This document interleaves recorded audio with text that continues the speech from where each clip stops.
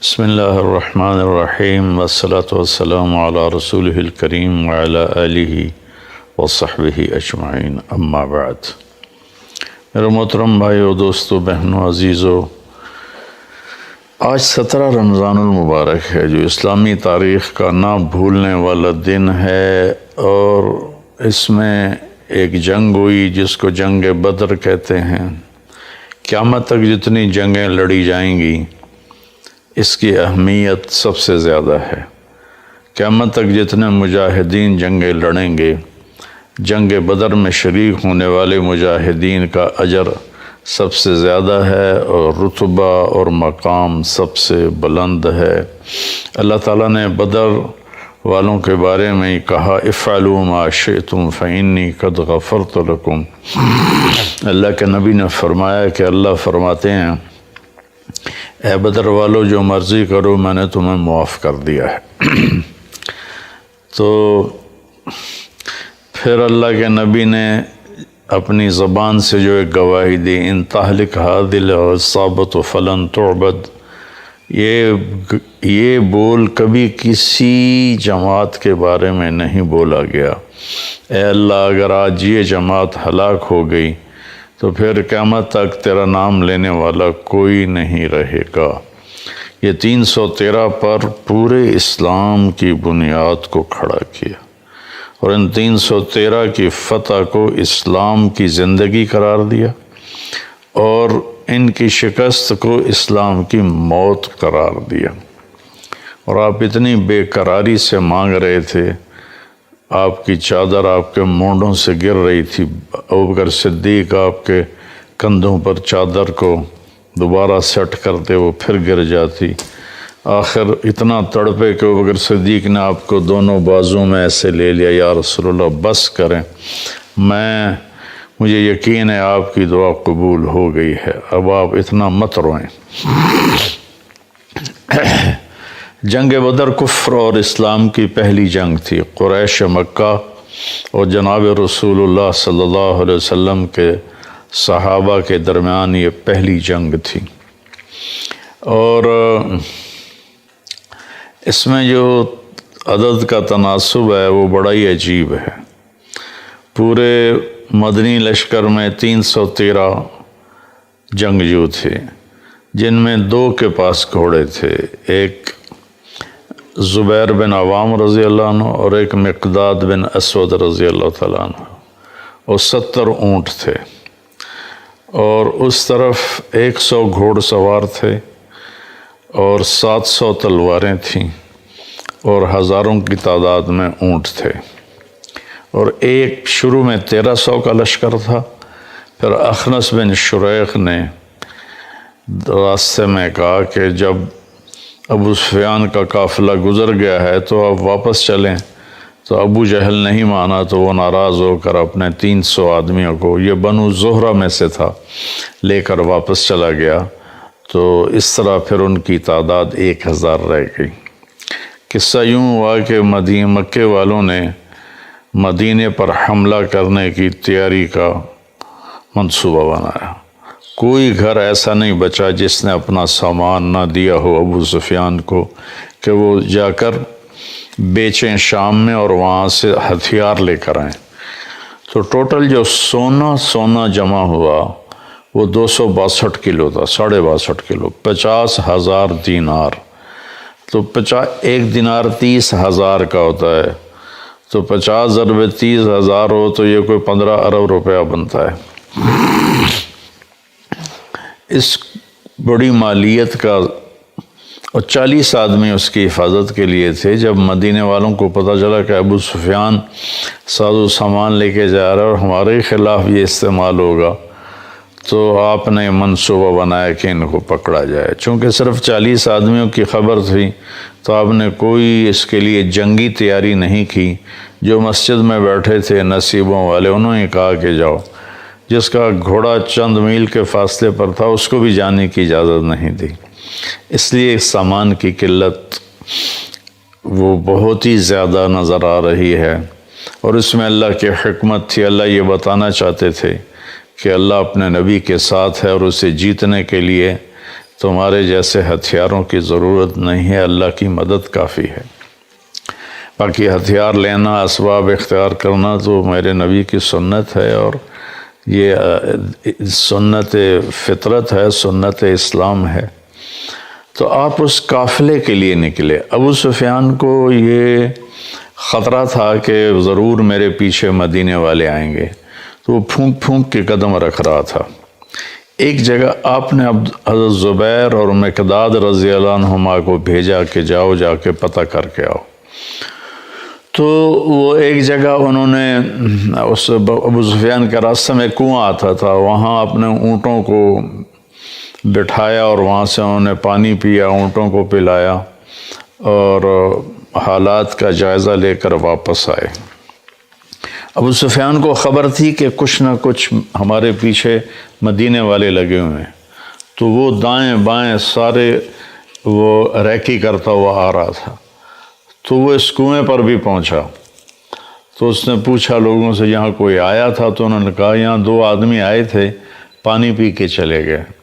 تو ابو سفیان نے، اونٹوں نے جہاں وہ اپنی لید پھینکی تھی، اس سے وہ لید کو اٹھایا اور یوں توڑا، تو اس میں سے گٹھلی نکلی۔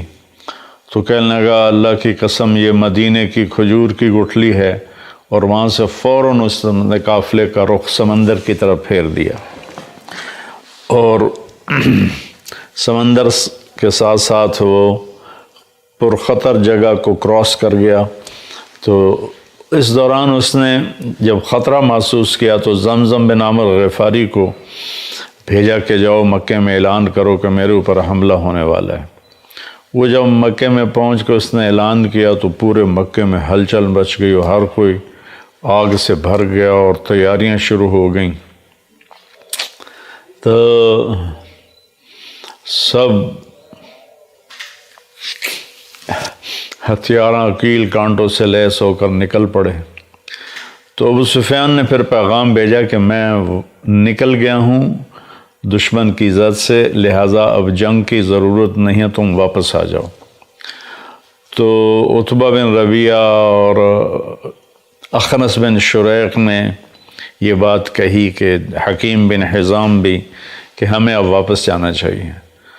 تو ابو جہل نے کہا کہ نہیں، ہم بدر جائیں گے، وہاں شراب پئیں گے، ہماری باندیاں گانے گائیں گی، اور ہم وہاں اونٹ ذبح کر کے کھائیں گے اور پورے عرب کو بتائیں گے کہ ہم بڑے طاقتور ہیں، ہماری دھاک ہے سب پر، ہم واپس نہیں جائیں گے۔ ادھر اللہ کے نبی کو پتہ چلا کہ ابو سفیان کا قافلہ تو نکل گیا، اب تو ابو جہل کا لشکر آ رہا ہے۔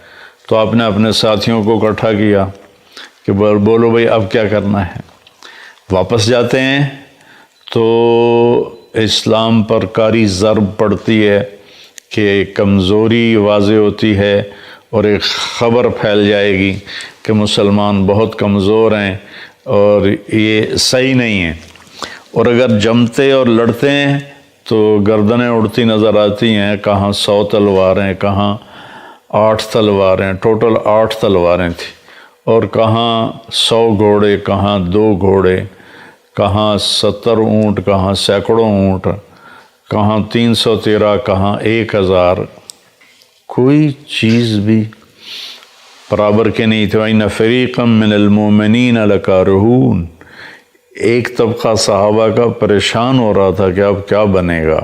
یہ فطری خوف ہے، نہ کہ بزدلی کا خوف، فطری خوف ہے، جس پر ہی تو اجر ہے۔ تو آپ نے سب کو اکٹھا کیا کہ بولو بھئی اب کیا کرنا ہے۔ تو ابوبکر صدیق نے کہا یا رسول اللہ جو آپ کہیں گے ہم نے وہ کرنا ہے۔ آپ نے کہا بولو بھئی کیا کرنا ہے۔ تو مقداد بن اسود کھڑے ہوئے، یا رسول اللہ اذا لا نقول کما قالت بنو اسرائیل اذهب انت وربک فقاتلا نحن ہاہنا قائدون، کہ جب موسیٰ علیہ السلام نے کہا نا اپنی قوم سے کہ چلو چل کے شامیوں سے جہاد کرو اور اپنا ملک آزاد کراؤ، تو کہنے لگے تو جا اور تیرا رب، جب فتح ہو جائے تو پھر ہمیں بلا لینا، ہم تو یہ بیٹھے ہیں۔ تو کہنے لگے یا رسول اللہ ہم یہ نہیں کہیں، ہم کہیں گے اذهب انت وربک فقاتلا نحن معك مقاتلون، آپ جائیں، آپ کا رب جائے، ہم آپ کے ساتھ لڑیں گے، کبھی آگے کبھی پیچھے، کبھی دائیں کبھی بائیں، اللہ کی قسم آپ تک کوئی پہنچ نہیں سکتا جب تک ہماری لاشوں کے اوپر سے گزر کے نہ جائے۔ تو آپ نے پھر فرمایا بولو بھائی کیا کہتے ہو، کیا کرنا ہے؟ تو پھر سعد بن معاذ مدینے والوں میں سے کھڑے ہوئے، مقداد بھی مہاجرین میں سے تھے، ابوبکر بھی مہاجرین میں سے تھے، کہنے لگے لگتا ہے یا رسول اللہ ایانا یرید، آپ میرے خیال میں یہ چاہ رہے ہیں کہ ہماری مدینے والوں کی کیا رائے ہے؟ ہم تو کہہ رہے تھے کہ ہمارے مہاجر بھائی جو کہہ رہے ہیں وہی ہماری رائے ہے، لیکن آپ کے تیسری دفعہ پوچھنے سے لگتا ہے کہ آپ چاہتے ہیں کہ ہم اپنی رائے کا اظہار کریں۔ تو آپ نے اس پر یعنی آپ نے اس پر سر ہلایا کہ ہاں، تو وہ عرض کرنے کہ یا رسول اللہ ہم نحن آمنا بک وصدقناک بما جئت بہ وہو الحق، ہم آپ پر ایمان لائے اور ہم نے اس بات کو آپ کی تصدیق کی، آپ کو سچ جانا کہ جو کچھ آپ ہمیں کہہ رہے ہیں آسمان کی خبریں وہ ساری حق ہیں اور سچ ہیں، اور ہم نے آپ پر اس کو عہد و پیمان دیا یا رسول اللہ سالم من شیتا وحارب من شیتا وقتا حبال من شیتا، یا رسول اللہ جس سے صلح کرنی ہے ہم تیار ہیں، جس سے لڑنا ہے ہم تیار ہیں، جس سے تعلقات کی رسیوں کو توڑنا ہے ہم تیار ہیں، لو امرتنا ان نخوض البحار لخضناہ ولم يتخلف منا رجل واحد، اگر آپ مدینے والوں سے فرمائیں گے کہ سمندر میں کود جاؤ تو اللہ کی قسم ایک بچہ بھی پیچھے نہیں رہے گا۔ سبحان اللہ، کیا لوگ تھے، اللہ سے سودا کر گئے۔ لو امرتنا ان نضرب اکبادنا الى برق الغماد لفعلناه ولم يتخلف منا رجل، آپ ہمیں برق غماد یمن کا پہاڑ ہے، اگر آپ ہمیں فرمائیں کہ اپنی اونٹیوں کو رخ پھیر دو برق غماد کی طرف تو ہم اپنی اونٹنیوں کی لگامیں نکیل چھوڑ دیں گے اور پیچھے مڑ کے نہیں دیکھیں گے کہ کیا ہوتا۔ اس پر آپ کا چہرہ ایسے گلنار ہو گیا، انار کی طرح کھل اٹھا، اور آپ نے کہا اب اللہ کی مدد آ گئی، اب اللہ کی نصرت آ گئی۔ جب مدینے سے چلنے لگے تو اس وقت حضرت عثمان رضی اللہ تعالیٰ عنہ کی اہلیہ، آپ کی بیٹی حضرت رقیہ رضی اللہ تعالیٰ عنہ بیمار تھیں، ان کو چیچک نکلی ہوئی تھی۔ تو آپ نے ذوالحلیفہ سے حضرت عثمان اور حضرت اسامہ دونوں کو واپس بھیجا کہ جاؤ اپنی بیوی کی تیمارداری کرو، اور ان کا نام بدری صحابہ میں لکھوایا، مال غنیمت میں سے ان کو حصہ دیا۔ اپنے اہل و عیال کی رعایت کرنا، خیال کرنا دین کا اتنا بڑا حصہ ہے کہ بدر جیسے مارکے میں سے ان کو واپس بھیج دیا کہ ان کو کافی تکلیف تھی، اور پھر بدر میں ان کا نام لکھوایا۔ بھئی وہ تو نہیں تھے تو اب نہیں تھے، نہیں، چونکہ وہ تو تیار ہو کے آ گئے تھے، آپ نے واپس بھیجا۔ اس سے ہمیں ایک پوائنٹ ملتا ہے کہ اپنے بیوی بچے، اپنے گھر بار کو کی رعایت کرنا، ان کو دیکھنا، ان کی بیماری میں ان کی تیمارداری کرنا، ماں باپ بوڑھے ہیں تو ان کے پاؤں دھو کے پینا، یہ بہت بڑا دین ہے، بہت بڑا دین ہے۔ تو آپ نے دونوں کو واپس بھیجا۔ بدر کی فتح سے پہلی حضرت رقیہ کا انتقال ہو گیا، وہ دفن کر دی گئیں۔ آپ نے ان کی قبر پہ آ کر ان کے لیے دعائے مغفرت فرمائی۔ آپ نے اپنی بیٹی کو واپسی پہ دیکھا نہیں ہے۔ تو جب آپ نے سب کی رائے سن لی تو پھر آپ نے اپنے لشکر کو آگے کی طرف کوچ کا حکم دیا۔ تو قریش بدر کے ایک کنارے پر تھے اور صحابہ دوسرے پر تھے۔ اس طرف قریش مدنی لشکر تھا اور اس طرف قریشیوں کا لشکر تھا، بیچ میں فاصلہ تھا، ایک دوسرے کو نظر نہیں آ رہے تھے۔ تو اس کو آپ نے تقسیم کیا لشکر کو۔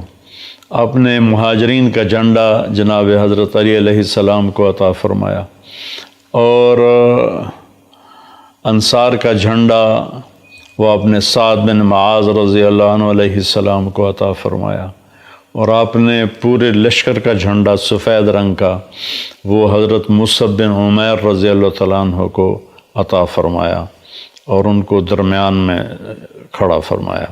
پھر آپ نے رائٹ سائڈ کے لشکر کی کمان حضرت زبیر کے سپرد کی، لیفٹ سائڈ کے لشکر کی کمان آپ نے حضرت مقداد بن اسود کے سپرد کی، اور پیدل جو تھے اور یہ اونٹنیوں پہ سواروں سے ہٹ کر جو پیدل تھے ان کے لشکر کی کمان اپنے قیس بن ابی صعصع کو دی۔ جب آپ نے سفر شروع کیا تو ایک بات اور یاد آئی، آپ نے اس قدر انصاف سے کام لیا کہ اونٹ تھوڑے تھے، صحابہ زیادہ تھے، تو 3 4 وہ ایک اونٹ پہ ان کا آتا تھا حصہ، تو وہ باری باری سوار ہوتے تھے، باقی پیدل چلتے تھے۔ تو آپ کے ساتھیوں میں حضرت علی اور مرشد بن ابی مرشد الغنمی رضی اللہ عنہما، یہ 2 اور آپ، یہ 3 آپ کے ساتھ اونٹنی میں شریک ہوئے۔ تو ان دونوں نے عرض کی، یا رسول اللہ آپ سوار ہو جائیں، ہم پیدل آپ کے ساتھ چلیں گے، اپنا حصہ آپ کو دیتے ہیں۔ تو فرمایا کہ مجھ سے زیادہ تم طاقتور نہیں ہو اور اجر کا میں تمہاری طرح ہی محتاج ہوں، میں اپنی باری پہ پیدل چلوں گا۔ چنانچہ اس طرح آپ سفر کر کے بدر کے قریب پہنچے، اور رات کو پھر آپ نے یہ دعا مانگی۔ یہ صحابہ، بدری صحابہ کے بارے میں مہر ہے کہ اگر یہ نہ ہوتے تو اللہ کا نام دنیا سے مٹ جاتا۔ ان تہلک هذه العصابۃ فلن تعبد، یہ مٹ گئے تو تیرا نام لینے والا کوئی نہ بچے گا۔ تو جمعہ کا دن تھا، 17 رمضان تھی، آج بھی جمعہ کا دن ہے، 17 رمضان ہے۔ کبھی کبھی یہ اتفاق ہو جاتا ہے شمس و کم سورج چاند کی گردش سے کہ جمعہ اور 17 رمضان اکٹھے ہو جاتے ہیں، کبھی مختلف ہوتے ہیں۔ تو آپ نے ارشاد فرمایا کہ تیر نہ چلانا جب تک وہ تمہارے تیروں کی زد میں نہ آ جائیں، اور حملہ نہ کرنا جب تک وہ تمہارے پر حملہ آور نہ ہو جائیں۔ تو اس کے بعد 3 آدمی نکلے مکہ کے لشکر سے، عتبہ بن ربیعہ، شیبہ بن ربیعہ، دونوں بھائی ربیعہ کے بیٹے، ولید بن عتبہ، یہ عتبہ کا بیٹا۔ تو ایک ہی گھر کے 3 افراد، 2 بھائی اور ایک بیٹا اور بھتیجا۔ تو ان کے لیے آپ نے بھیجا معوذ بن افرا کو، اور عوف بن افرا کو، اور عبداللہ بن رواحہ، یہ مدینے کے لوگ تھے۔ تو جب وہ سامنے آئے تو عتبہ نے کہا کون لوگ ہو؟ کہا ہم مدینہ کے لوگ ہیں۔ کہا شریف لوگ ہو، ہماری تم سے لڑائی نہیں ہے، واپس چلے جاؤ۔ ان کو واپس بھیج کر کہا محمد صلی اللہ علیہ وسلم، ہماری قوم ہماری طرف بھیج، ہماری برادری سے لڑائی ہے، ان کو بھیج ہماری طرف۔ تو اس پر آپ نے فرمایا ایش عبید اٹھو، عبید بن حارث آپ کے تایا کے بیٹے، یہ سب سے زیادہ عمر کے تھے، اے حمزہ بن عبد المطلب آپ کے چچا، آپ کے دادا کے بیٹے، اٹھو، اے علی بن ابی طالب اٹھو۔ یہ تینوں دو جوان تھے اور ایک بڑی عمر کے تھے، تو لوہے کی آگے وہ سکرین تھی۔ تو عتبہ نے پوچھا کون لوگ ہو؟ کہا کہ ہم قریشی ہیں۔ تم کون ہو؟ کہا میں شیبہ، میں عبید بن حارث۔ تم کون ہو؟ کہا میں حمزہ بن عبد المطلب۔ کہا تم کون ہو؟ کہا میں علی بن ابی طالب کا اکفاءنا، اب ہمارے جوڑ کے آئے ہو۔ تو تینوں شیبہ اور عتبہ آپس میں ٹکرائے، عبید اور عتبہ آپس میں ٹکرائے، اور شیبہ اور حمزہ آپس میں ٹکرائے، اور ولید اور علی آپس میں ٹکرائے۔ تو علی و حمزہ علیہ السلام نے تو 2 منٹوں میں اپنے دشمن کا صفایا کر دیا، ولید کا اور شیبہ کا۔ عتبہ نے تلوار کا وار کیا جس سے حضرت عبیدہ کی ٹانگ کٹ گئی اور وہ گر پڑے۔ تو پھر دونوں شیروں نے جھپٹ کر عتبہ کا سر بھی اڑا دیا اور آپ کو اٹھا کے لائے۔ آپ نے قدموں میں سر رکھ دیا، کہ یا رسول اللہ अलस्त शहीद, क्या मैं शहीद नहीं हूँ? आप कहा बला वाना अलैका शाहिद, मैं तुम पर गवाह हूँ कि तू शहीद। कहने लगे अगर आज आपके चचा अबू तालिब जिंदा होते तो वो जान जाते कि उनके इस शेर का मैं ज़्यादा हकदार हूँ। वनुसल्लिमुहु हत्ता नसरा हौलहु वनज़हल अन अबनाइना वल हलाइल। ये जनाब अबू तालिब का कसीदा है, 90 अशार का। इसको कसीदा लामिया कहते हैं। कज़ब्तुम व बैतिल्लाहि नब्ज़ा मुहम्मदा वलम्मा नुताअनु हौलहु वनुनादली वनुस्लिमुहु हत्ता नसरा हौलहु वनज़हल अन अबनाइना वल हलाइल। वअबयद युस्तस्क़ल ग़मामु बिवजहिही थिमालुल यतामा इस्बतुल लिल अरामिली। क्या खूबसूरत अरबी का शाहकार है वो कसीदा। तो उसमें एक शेर था कि तुम कहते हो कि हम तेरे भतीजे को कत्ल कर देंगे, तो मैं कहता हूँ कि आओ, फिर तुम्हें हमारी लाशों से गुज़र कर ही उस तक पहुँचना पड़ेगा और हमारे लाशों के टुकड़े बिखरे हुए होंगे, फिर तुम मेरे भतीजे तक पहुँच सको तो पहुँच सको, उससे पहले नहीं पहुँच सकते। तो चूँकि उबैद के टुकड़े हो गए थे तो उन्होंने इस पर कहा कि आज अगर अबू तालिब ज़िंदा होते तो वो जान जाते कि मैं उनके शेर का उनसे ज़्यादा हक़दार हूँ। वनुस्लिमुहु हत्ता वनुसल्लिमुहु हत्ता नसरा हौलहु वनज़हल अन अबनाइना वल हलाइल। आपने फरमाया सच है। फिर वापसी पर 3-4 दिन के बाद उनका इंतकाल हुआ। मैं उनकी कब्र मुबारक पर गया हूँ, एक बद्दू मुझे मिल गया, अल्लाह उसका भला करे। वो उस इलाके को जानता था, वहाँ तो वरना तो कब्रों के निशान ही कोई नहीं, कोई नाम कोई नहीं। तो वो मुझे ले गया हज़रत उबैद की कब्र पर। एक दफ़ा आपका वहाँ से गुज़र हुआ तो खुशबू आई ज़बरदस्त। सहाबा ने कहा या रसूल अल्लाह ये खुशबू कैसे? आपने कहा तुम्हें पता नहीं, यहाँ उबैद की कब्र है, उबैद बिन हारिस की कब्र है, ये खुशबू उसकी कब्र से आ रही है। तो इसके बाद फिर कुरैश ने आम हमला कर दिया। तो अल्लाह ताला की गैबी मदद थी, एक हवा का झोंका आया। तो हज़रत अली ने पूछा या रसूलल्लाह ये क्या है? का जिब्रील आ गया है 500 फरिश्तों के साथ। फिर दोबारा हवा का झोंका आया। फिर हज़रत अली ने पूछा या रसूलल्लाह ये क्या है? तो आपने फरमाया मीकाईल आ गया है 500 फरिश्तों के साथ। तो अल्लाह ने 1000 फरिश्ते उतारे इस जंग में लड़ने के लिए, और ये पहली और आखिरी जंग है जिसमें फ़रिश्तों ने बाकायदा क़िताल किया और लड़ाई की। इससे पहले भी नहीं की, इसके बाद भी। उहुद में शायद कुछ मलाइका की रिवायत आती है, इसके अलावा कोई नहीं है। तो थोड़ी ही देर में उनके 72 आदमी मारे गए और 72 उनके कैद में आ गए, बाकी सारे भाग गए। कई सहाबा कहते हैं हम तलवार उठाते मारने के लिए, आगे उसकी गर्दन पहले ही उड़ जाती। हम नेज़ा उठाते सीने में पार करने के लिए, उससे पहले उसके मुंह पे कोड़ा पड़ने की आवाज़ आती और उसका चेहरा मसख हो जाता, रंग सब्ज़ हो जाता था। अबुल युस्र छोटे से कद के साहबी हैं। हज़रत अब्बास का कद इतना बड़ा था, घोड़े पर बैठते थे, पाँव ज़मीन पर लगते थे, उनको बांध के लेके आ रहे थे। अब्बास रज़ियल्लाहु अन्हु शर्मिंदा। तो जब उनको पेश किया तो हज़रत तो हमारे नबी हैरान होकर देखने लगे कि अबुल युस्र अब्बास का चचा ये क्या? कहा या रसूलल्लाह मुझे इसने नहीं पकड़ा, मुझे किसी और ने पकड़ा है। ज़मीन आसमान के दरमियान वो खड़ा था, उसने मेरे हाथ में रोड़ के बांध के मुझे रस्सी इसको दे दी। वो थे जिब्रील। तो अबुल युसर कहने लगे नहीं या रसूलल्लाह मैं नहीं पकड़ा है। तो आपने कहा चुप कर, अय्यदकल्लाह बिमलकिन करीम, फ़रिश्ते ने तेरी मदद की है।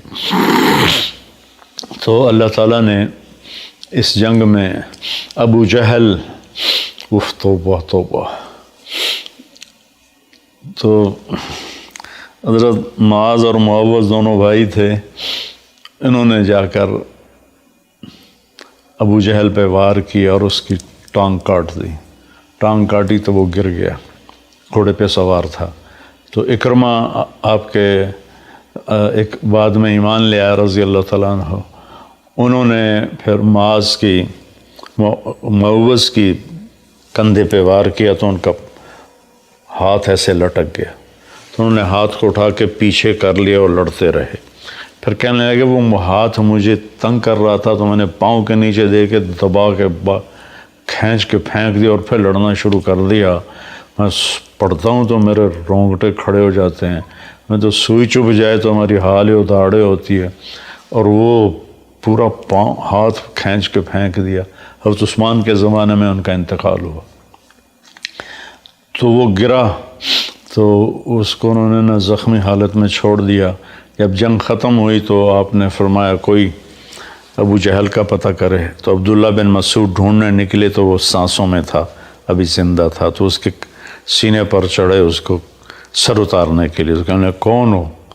کہا میں عبداللہ بن مسعود۔ کہا یا روع الغنم، اے بکریوں کے چرانے والے، لقد صعدت المرتقی، تو بہت بڑے اونچے پہاڑ پہ چڑھ گیا ہے، کاش میری موت یہ بکری چرانے والے کے ہاتھ میں نہ ہوتی۔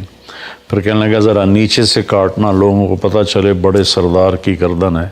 پھر کہنے لگا اخبر صاحب کا، ہوئے اپنے ساتھی کو بتا دے، انک اليوم ابغض الی من الامس، کہ کل میں تجھ سے جتنی نفرت کرتا تھا آج اس سے زیادہ کر رہا ہوں۔ تو نے اس کی گردن کاٹی اور آ کر آپ کے سامنے پھینکی، تو آپ نے سجدہ شکر کیا، اور اللہ نے صحابہ کو عزت دی، کامیابی دی۔ اور اس کو اللہ تعالیٰ نے قرآن میں یوں بیان کیا ہے کہ اذ تستغیثون ربکم فاستجاب لکم انی ممدکم بألف من الملائکۃ مردفین ما جعلہ اللہ الا بشرا ولتطمئن بہ قلوبکم والنصر الا من عند اللہ ان اللہ عزیز حکیم۔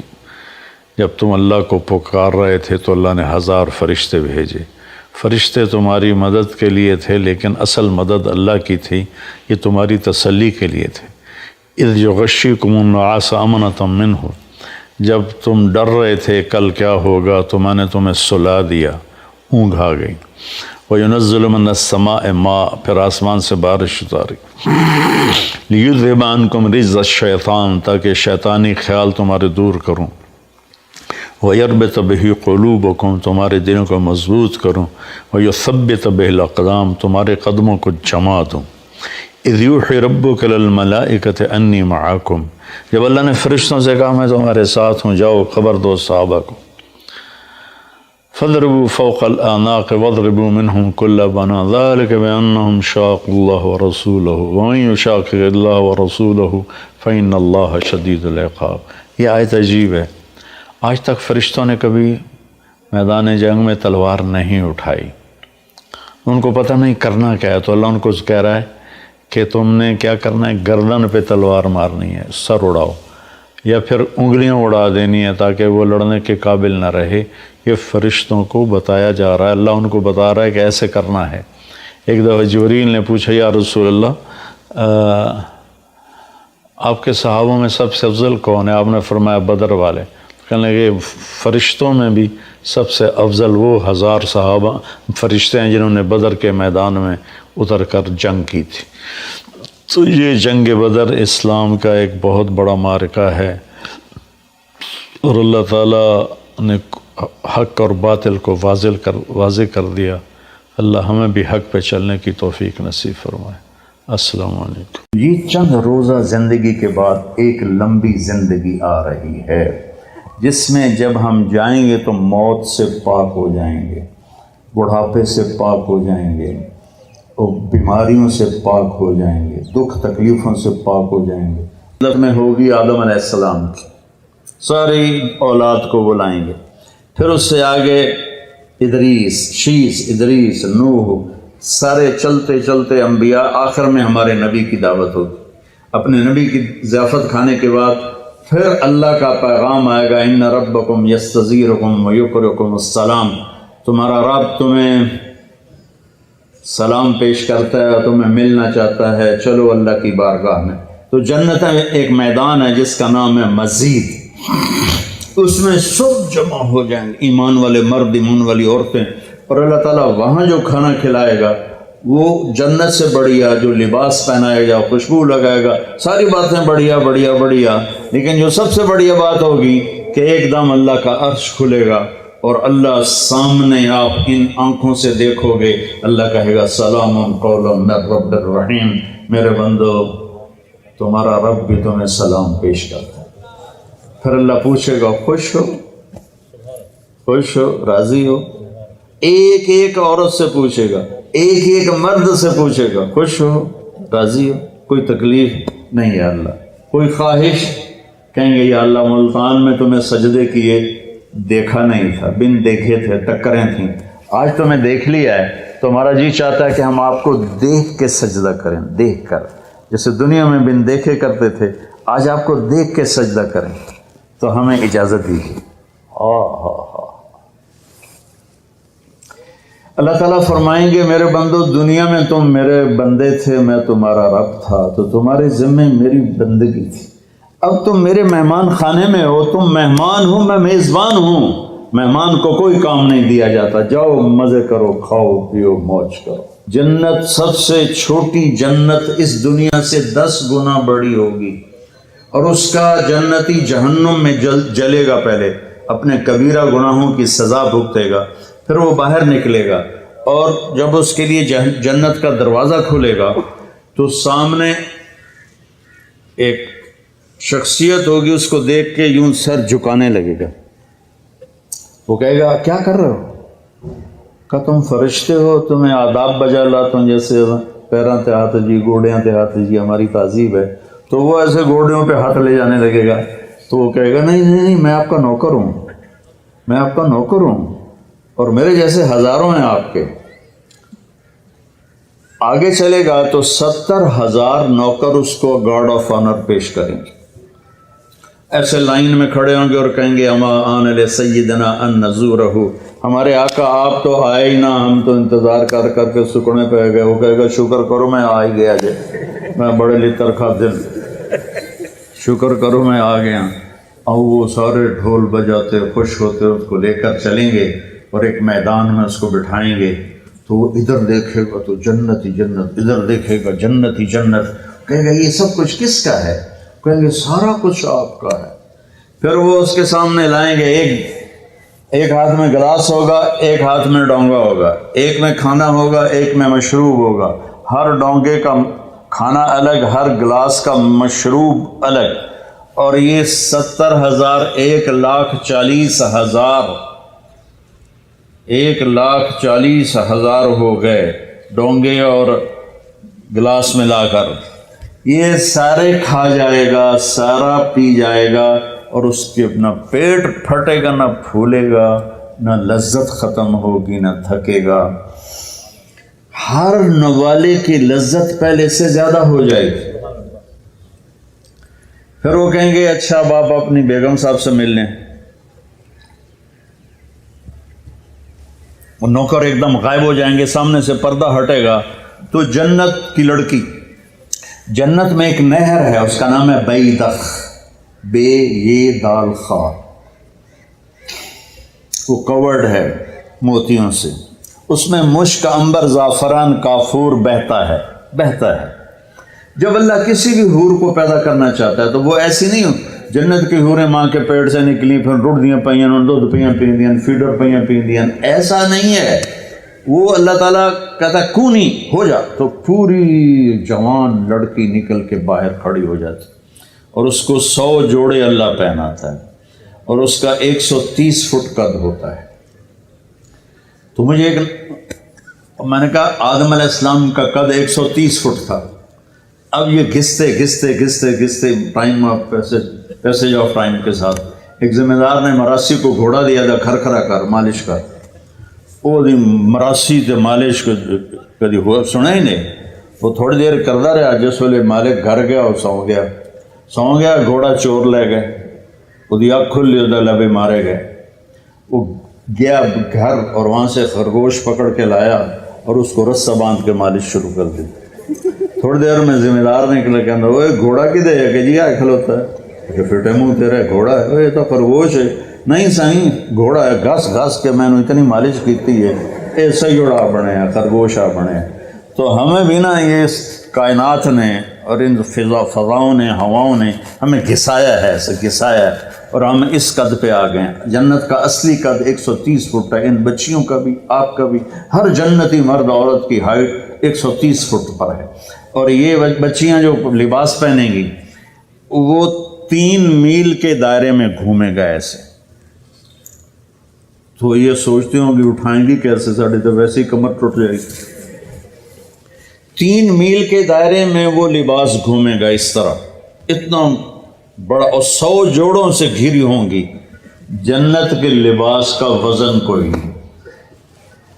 جیسے ہم خلا میں جائیں تو ہمارا وزن ختم ہو جاتا ہے، ہمارا وزن تو گریوٹی اور ہوا کی وجہ سے، جب ہم ہوا سے اوپر نکل جاتے ہیں تو ہم بے وزن ہو جاتے ہیں۔ تو جنت کے لباس کا اللہ نے وزن کھینچ لیا ہے، کوئی وزن نہیں، اور وہ سلانا نہیں پڑتا، خریدنا نہیں پڑتا، دھونا نہیں پڑتا، اس کو پریس نہیں کرنا پڑتا۔ جنت میں ایک درخت ہے جس کا نام ہے طوبہ، اس پر یوں کر کے لگے ہوئے ہیں پھول، ایسے پھول لگے ہوئے ہیں۔ جب آپ کا جی چاہے گا کہ میں کپڑے بدلوں تو آپ کا خالی ایک اشارہ ہوگا تو اس سے ایک لائٹ نکلے گی ایسے۔ اب یہ آپ نے 100 جوڑے پہنے ہوئے ہیں، ان کو اگر آپ اتارنے جائیں گے تو کتنا تھکیں گے، اور پھر اگلے 100 200 ہو گئے تو موٹے تو بچے ہی رہ گئے۔ تو کیا ہوگا، اللہ اکبر، کیا ہوگا؟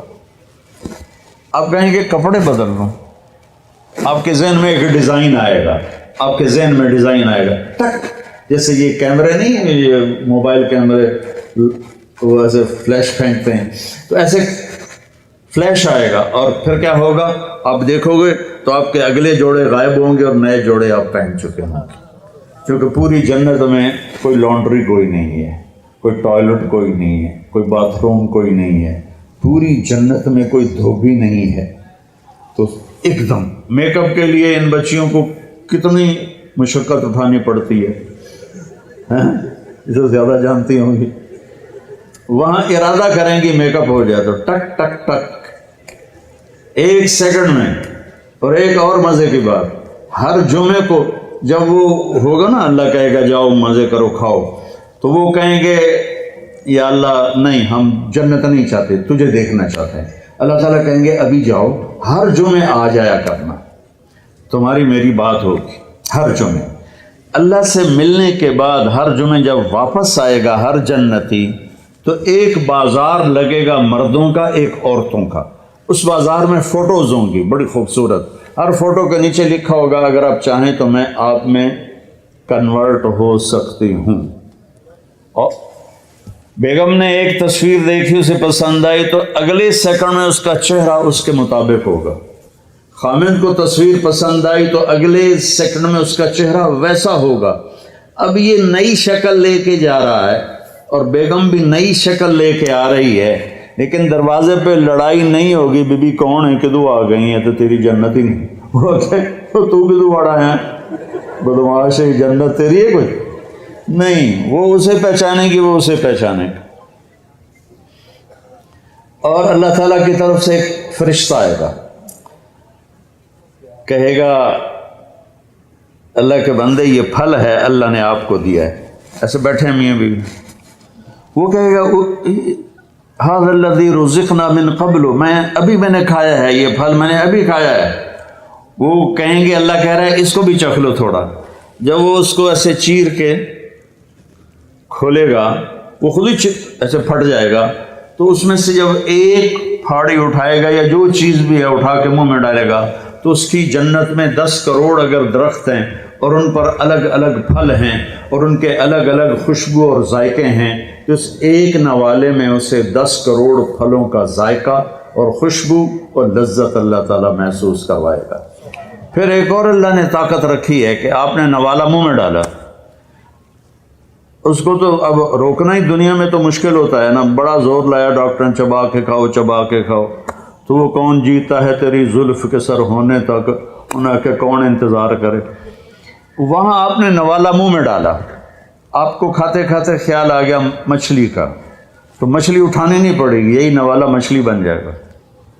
پھر آپ کو خیال آ گیا مرغے کا، تو یہ مرغا بن جائے گا۔ پھر آپ کو خیال آیا بکرے کا، تو یہ بکرے کا گوشت بن جائے گا۔ پھر آپ کو خیال آیا کیلے کا تو یہ کیلا بن جائے گا، امرود کا ہے تو امرود بن جائے گا، ملتان میں کوئی نسواری تھا اسے نسوار یاد آئی تو نسوار بھی بن جائے گا۔ جنت کے پرندے اڑتے ہوئے آئیں گے اور آ کے بیٹھ جائیں گے، جی آپ مجھے کھائیں، وہ کہے گا مجھے کھائیں، وہ کہے گا مجھے کھائیں۔ ادھر مری مری مرغیاں کھا کے ہمارے جوانوں کی جوانیاں ہی مر گئی ہیں، وہ چلیے ایسے کر کے پڑی ہوتی، وہ دیسی مرغی ہوتی تھی، پکڑنے میں بھی زور لگتا تھا اور کھانے میں بھی۔ تو وہ کہیں گے مجھے، ایک پرندہ کہے گا میں نے جنت الفردوس کا گھاس کھایا ہے اور اس کا پانی پیا ہے تو آپ مجھے کھائیں، کہ ہاں تو ٹھیک۔ تو وہ کیسے اس کو کھائے گا؟ وہ اپنے پروں کو ایسے یوں پھیلا دے گا، اس کے 70,000 پر ہوں گے، ان کو ایسے کرے گا، ایسے کرے گا، تو ہر پر سے کھانے کا ایک کھانے کی قسم گر کے ٹیبل پہ سیٹ ہو جائے گی، اور ہر ڈش پہلے سے زیادہ لذیذ ہوگی۔ زندگی آگے آ رہی ہے، یہ بھی کوئی زندگی ہے، کبھی بیماری پیچھے ہے، کبھی موت پیچھے ہے، کبھی دکھ پیچھے ہیں، کبھی لڑائیاں ہیں، کبھی جھگڑے ہیں، کبھی جھوٹے مقدمے ہیں، کبھی مافیا